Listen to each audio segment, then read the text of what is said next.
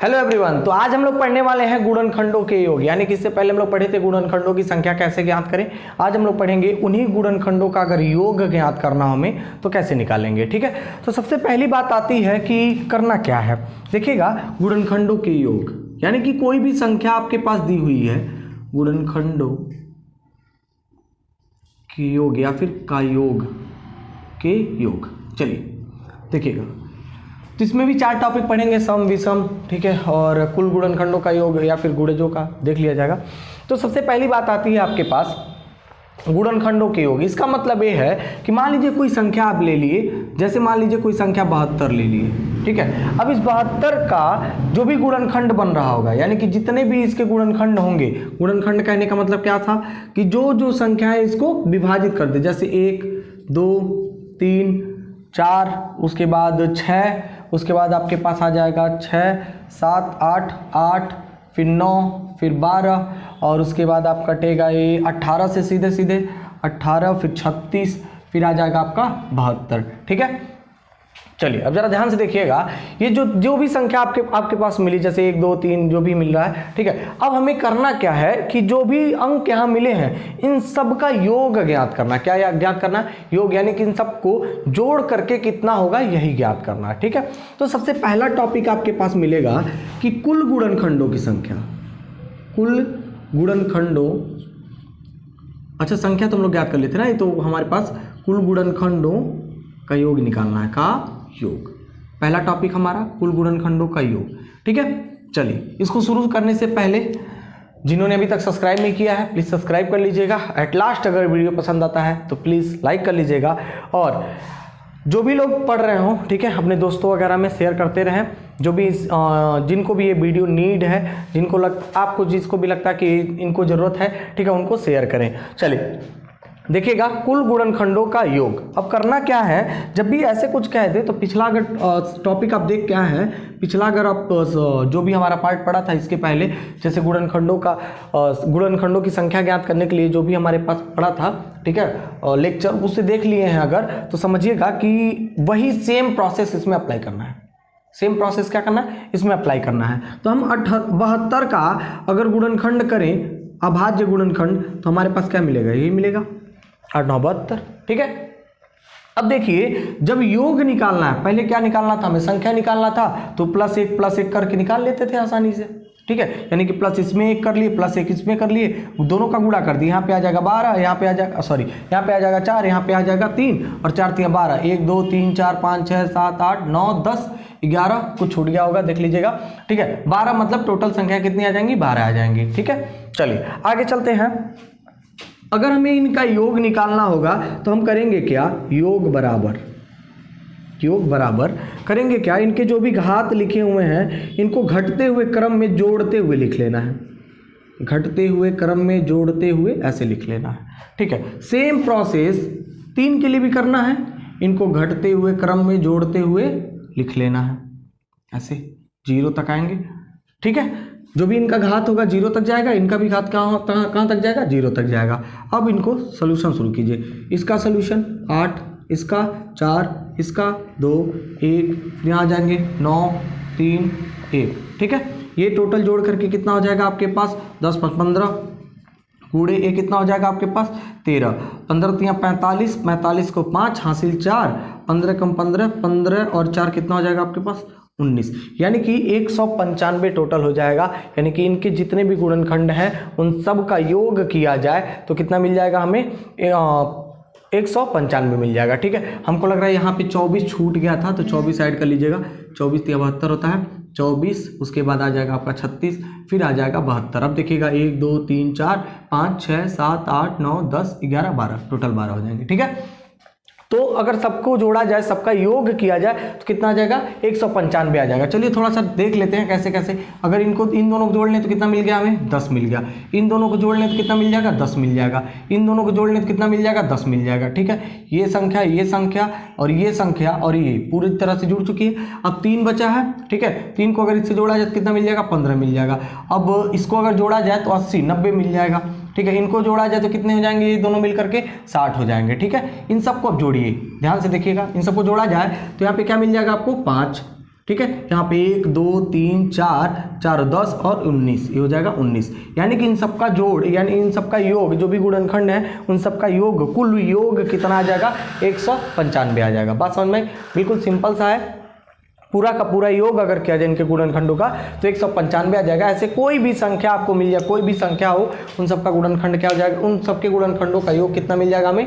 जो भी ऐसे सोल्यूशन लगा लीजिएगा, जो भी करना है कर लीजिएगा। करना क्या है, किसी भी संख्या का, जो भी संख्या दी हुई है उस संख्या का अभाज्य गुणनखंड निकालेंगे। अभाज्य गुणनखंड निकालने के बाद उनको घात में परिवर्तित कर देंगे। घात में परिवर्तित करने के बाद उनके घात को घटते हुए क्रम में जोड़ते हुए लिख लेना है, ठीक है। और दूसरी संख्या को गुणा करके, ठीक है, मतलब दूसरी संख्या मतलब मान लीजिए यहाँ पे 3 है, 3 को गुणा करके और उनके घात को भी घटते हुए क्रम में आप लिख लीजिएगा ऐसे, ठीक है। फिर उसके बाद क्या करेंगे, इन सबका योग करके फिर दोनों का मल्टीप्लाई कर लेंगे, जो भी आएगा आपका वो आंसर हो जाएगा। बात समझ में आ गई? ठीक है, ये हो गया कुल गुणनखंडों का योग, एक टॉपिक, ठीक है। अब अगला टॉपिक क्या पढ़ने वाले हैं हम लोग, सम गुणनखंडों का योग। क्या पढ़ेंगे? सम गुणनखंडों का योग, ठीक है। चलिए तो हम लोग पढ़ेंगे अब सम गुणनखंडों का योग, यानी कि अगर जो सम संख्याएं हैं इसमें, जैसे जो भी सम गुणनखंड है, जैसे 2 4 6 8 12 18 24 36 72, ठीक है, इनका योग करना है। अब आधे लोग ये सोच रहे होंगे सर ये सारी चीज़ें तो हम आसानी से इसे जोड़ सकते हैं। बिल्कुल जोड़ सकते हैं, लेकिन अगर मान लीजिए 72 के कुल कितने गुणनखंड हैं अगर लिखने लग जाए तो फिर 1 2 तो छूट ही जाएंगे। जैसे अभी देखे ही होंगे, मेरा छूट गया था 124, ठीक है। तो अगर 1 2 छूट गए तो फिर सब पूरा आंसर गलत हो जाएगा। तो आप करेंगे क्या, फिर वही चीज़, इसका अभाज्य गुणनखंड निकालेंगे, घातों में बदल लेंगे। और जब सम की बात कर रहा है ना, सम मतलब यहाँ पे कौन सी संख्या मिलेगी, जब अभाज्य गुणनखंड निकालना है तो 2 ही मिलेगा ऑब्वियसली, ठीक है। अब देखिएगा, जब सम गुणनखंड निकाल रहे होंगे तो इनके घात को भी घटते हुए क्रम में लिखेंगे, इनके घात को भी घटते हुए क्रम में लिखेंगे। लेकिन ये जो 0 वाला घात है ना, ये वाला, इसको नहीं लिखना हमें, ठीक है। यानी कि ये घटते हुए क्रम में तो जाएगा, लेकिन सिर्फ और सिर्फ कहाँ तक, 1 तक। सिर्फ 2 के साथ ऐसा केस लगाएंगे और किसी के साथ नहीं, ठीक है। क्योंकि जब बात कर रहा सम की, तो सम में क्या कर लेंगे, 2 को उड़ा देंगे यहाँ से, ठीक है। चलिए अब 3 की बात कर ले, तो 3 को भी ऐसे घटते हुए क्रम में लिखेंगे और इनको लिखेंगे कहाँ तक, 0 तक लिखेंगे, यानी कि पूरा लिखेंगे। बात समझ में? चलिए वही सेम सोल्यूशन, फिर यहाँ पे 8 हो जाएगा, यहाँ पे 4 हो जाएगा, यहाँ पे 2 हो जाएगा, और यहाँ पे आ जाइए तो 3 3 जाना 3 और मिल जाएगा आपको 1, और ये पूरा जोड़ा जाए तो मिल जाएगा आपको 10 4 14, और ये हो जाएगा आपके पास 13, ठीक है। कितना हो जाएगा आपके पास, 13 और 14 का 13 चौक 52 और मिल गया 5, यानी कि 182, ठीक है। आपको कितना मिल जाएगा टोटल, 182 मिल जाएगा, ठीक है। यानी कि अब देख लीजिएगा यहाँ से 2 और 4 और 6 को जोड़ा जाए और 8 को जोड़ा जाए तो कितना हो जाएंगे, 10 20 हो गया टोटल यहाँ से यहाँ तक। इनको जोड़ा जाए तो कितने हो जाएंगे, 30 हो जाएंगे। इनको जोड़ा जाए तो टोटल हो जाएगा 60 हो जाएगा, और इसको जोड़ा जाए 72, ठीक है। ये हो गया 2, ये हो जाएगा 9 9 2 11 और 18, ठीक है, 182। तो कितना मिल गया आपको, 182 मिल गया, ठीक है। अब अगला टॉपिक क्या होगा, ये सम हो गया। अब क्या करेंगे हम लोग, यही सेम टॉपिक है, अब इसमें क्या कर लेंगे, विषम संख्याओं का, यानी कि विषम गुणनखंड जो है उनके योग ज्ञात करेंगे। विषम में कौन कौन आ जाएंगे, 1 3 और उसके बाद देख लेते हैं, ठीक है। चलिए अगला टॉपिक देखते हैं, विषम गुणनखंडों का योग। अब इसमें क्या करना है, जो विषम संख्या है उनका योग करना है। विषम संख्या कौन कौन सी है, 1 है, 3 है, 9 है, फिर और तो ठीक है। अब इनको जोड़ लिया जाए तो आपको कितना मिल जाएगा, 13 मिल जाएगा, ठीक है। अब यहाँ से दिख रहा है कि पूरा का पूरा जोड़ लिया गया तो मिल गया कितना, 13। अब एक चीज़ और, 195 आया था कुल, ठीक है, और अभी विषम का निकाले हैं 182। अगर इसी में देखा जाए तो मिल जाएगा कितना, आपके 13 मिल जाएगा, ठीक है। एक बात तो यहाँ से भी क्लियर हो गई, कुछ कॉन्सेप्ट यहाँ से भी निकल के आएंगे। अब चलिए इसको अगर निकालना हो तो क्या करेंगे, 72 का फिर से वही चीज़ लिख लीजिए, 2 के पावर 3 और 3 के पावर 2 हो जाएगा। इनको भी वही सेम प्रोसेस में लिखना है, लेकिन जब बात हो रही विषम की तो उसमें से सम संख्या को हटा देंगे। सम संख्या कौन होगी, सिर्फ और सिर्फ 2, तो 2 को बिल्कुल हटा देंगे, यानी कि 2 को लिखेंगे ही नहीं। अब कौन आ जाएगा, सिर्फ हमारे पास 3, और 3 के घात को घटते हुए क्रम में, जैसे पिछले बार लिख रहे थे, मतलब पिछले जो भी टॉपिक थे उनमें लिख रहे थे, बिल्कुल वैसे लिख लेंगे, 3 1, ठीक है। कितना हो जाएगा, 13, और मिल जाएगा आपको विषम संख्या का विषम गुणनखंडों का योग कितना मिल जाएगा आपको, 13 मिल जाएगा, ठीक है। यहाँ से आप लोग क्या क्या सीख लिए, 3 चीज़ें सीखे अभी तक, कुल गुणनखंडों का योग, विषम गुणनखंडों का और विषम गुणनखंडों का। कुल में क्या कर रहे थे, सबके घातों को घटते हुए क्रम में सबके घातों को घटते हुए क्रम में जोड़ते हुए लिखेंगे और जो अन्य संख्या उसको गुणा करके लिख लेंगे ऐसे, ठीक है। दूसरा क्या था, सम गुणनखंडों का योग। सम में क्या कर रहे थे, सम में 2 को 3 को सबको लिख तो रहे थे, लेकिन 2 के घात को, 0 वाले घात को नहीं लिख रहे थे। यानी कि 2 को लिखेंगे तो उनके घात को घटते हुए क्रम में लिखेंगे तो, लेकिन सिर्फ और सिर्फ कहाँ तक, 1 तक, 0 नहीं लिखेंगे, ठीक है।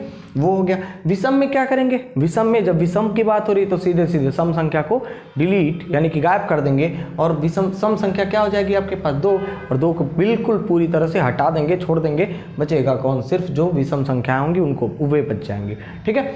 अब आगे पढ़ते हैं, चलिए तो अगला टॉपिक पढ़ते हैं गुणजों का योग। अब देखिएगा गुणज, मान लीजिए 72 ही है, फिर से 72 को लेते हैं, ठीक है। 72 को लिए फिर सेम प्रोसेस वही अप्लाई कर देंगे, ठीक है। अगर पूछा जाए कि इसमें आपको निकालना क्या है कि जो 7 से गुणज, जो मतलब 7 के गुणज हैं, 7 तो इसमें है ही नहीं, मान लीजिए 2, ठीक है, 2 के गुणज हैं उनका योग निकालिए, मतलब जितनी भी संख्याएं 2 से गुणा हैं उनका योग निकालिए, ठीक है। वो तो हम लोग निकाल चुके हैं, सम संख्याओं में निकाल चुके हैं, तो सम संख्या हो जाएगा, वो तो छोड़ देते हैं, 3 का निकालते हैं, ठीक है। ऐसे कह दिया जाए 3, तो 3 भी देखिएगा विषम संख्या आ जा रहा 3, अब 3 का भी निकाल चुके हैं, लगभग नहीं निकाले हैं, ठीक है। 3 में कुछ सम संख्या भी आएंगी ना, 3 का निकालते हैं। जब 3 की बात करें, अगर ऐसे कह दे 3 के गुणजों या फिर ऐसे कहेगा, पूरा क्वेश्चन कहेगा 72 में या फिर 72 के गुणनखंड में 3 के गुणजों का योग ज्ञात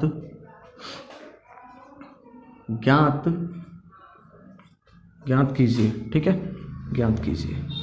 चलिए ज्ञात करते हैं, देखते हैं किसके, 3 के। तो हम क्या करेंगे, जब भी ऐसा कोई केस मिले हमें योग ज्ञात करना हो तो आपको करना क्या है, जिसके भी गुणज की बात कर रहा हो उसको बाहर बुला लीजिए। तो किसके गुणज की बात कर रहा है, 3 के, तो 3 को सिर्फ बाहर बुलाएंगे, ठीक है। यहाँ पे कितना है हमारे पास, और यहाँ पे कितना बचेगा, सिर्फ और सिर्फ अकेला कौन बच गया, 3 बच गया, ठीक है। सेम प्रोसेस फिर से अप्लाई करेंगे, इसको घटते हुए घात में लिख लें तो हो जाएगा 2 1 0, ठीक है। इसको लिख लें तो कितना मिल जाएगा, 1 और 0, ठीक है। यहाँ पे कितना मिल जाएगा, 3, ये टोटल कितना हुआ था हमारे पास, अच्छा चलिए लिख लेते हैं, 8 4 2 1, और ये हो जाएगा 3 और 1, ठीक है। ये हो जाएगा 3, ये हो जाएगा 10 5 15 और ये हो जाएगा 4, ठीक है, यानी कि 12 जाएगा, 15 चौको 60, 36 18 यानी कि 180। अब जरा ध्यान से देखेंगे, ये 3 से कटता है, 3 हो गया हमारे पास, ठीक है। फिर 6 3 ये भी कट जाएगा, फिर 9, फिर 12 और कौन है 18, फिर 24, फिर मिल जाएगा आपको 36, फिर मिल जाएगा आपको 72, ठीक है। देखिए अगर इन दोनों को जोड़ा जाए तो मिल जाएगा कितना, 90, इन दोनों को जोड़ा जाए तो कितना मिल जाएगा, 60, इन 9 12 12 दूनी 24 24 36 30 मिल जाएगा, ठीक है। इन सबको जोड़ लिया जाए तो 180 मिल जाएगा, और हम देख पा रहे हैं कि अगर 3 के गुणजों की बात कर रहा है तो कितना मिल जा रहा है, टोटल 180 मिल जा रहा है, ठीक है। ऐसे ही अगर मान लीजिए कि क्वेश्चन यही सेम क्वेश्चन हो और कह दे कि 6 के गुणज का निकालना है, किसका निकालना है, 6 के गुणज का, यानी कि यहाँ 3 की जगह पे क्या लिख दे, 6 लिख दे, ठीक है। तो आप क्या करेंगे, 6 को निकालेंगे, 6 निकाल रहे होंगे तो यहाँ से 2 1 और निकल जाएगा, तो बचेगा क्या, देखिएगा 6, फिर यहाँ पे 2 के पावर 2, 2 के पावर 1, 2 के पावर 0, और यहाँ पे क्या मिल जाएगा, 3 के पावर 1 और 3 के पावर 0, ठीक है। अब ये हो जाएगा 6 गुणे, इनको कर लीजिए सॉल्व, तो हो जाएगा 2 दूनी 4 4 और 4 1 5 5 2 7, ठीक है। इनको देखिएगा 3 और 1 4 4 मिल जाएगा, गुणा कर लीजिएगा इनका, जो भी गुणा करेंगे, जैसे मान लीजिए 6 चौक 24 और 24 7 चौक 28 हासिल 2, फिर मिल जाएगा 7 दूनी 14 14 2 16, मिल जाएगा 168। अब देखिएगा जो भी 6 से गुणज हैं, जैसे मान लीजिए कौन कौन है, 6 12 18 24 36 72, इन सबको जोड़ के देखते हैं, मिल जाएगा 6 12 18 24, इनको जोड़ा जाए अगर इन दोनों को तो कितना मिलता है हमारे पास, 90 मिल जाता है, और उन दोनों को जोड़ लिया जाए इन दोनों को तो मिल जाएगा 60, इन सबको जोड़ लीजिए तो ये हो जाएगा 8, ठीक है। इनको जोड़ा जाए तो 16, 168, तो ये हो जाएगा 168, ठीक है।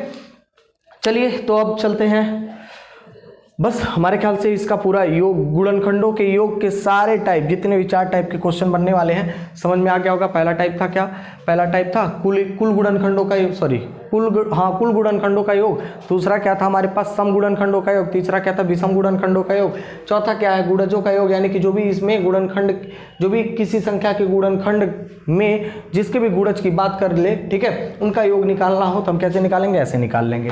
ठीक है, तो चलिए इस लेक्चर को यही करते हैं समाप्त। और जिन्होंने अभी तक सब्सक्राइब नहीं किया प्लीज़ सब्सक्राइब कर लीजिएगा। एट लास्ट अगर वीडियो पसंद आए तो प्लीज़ लाइक कर लीजिएगा। चलिए, थैंक यू।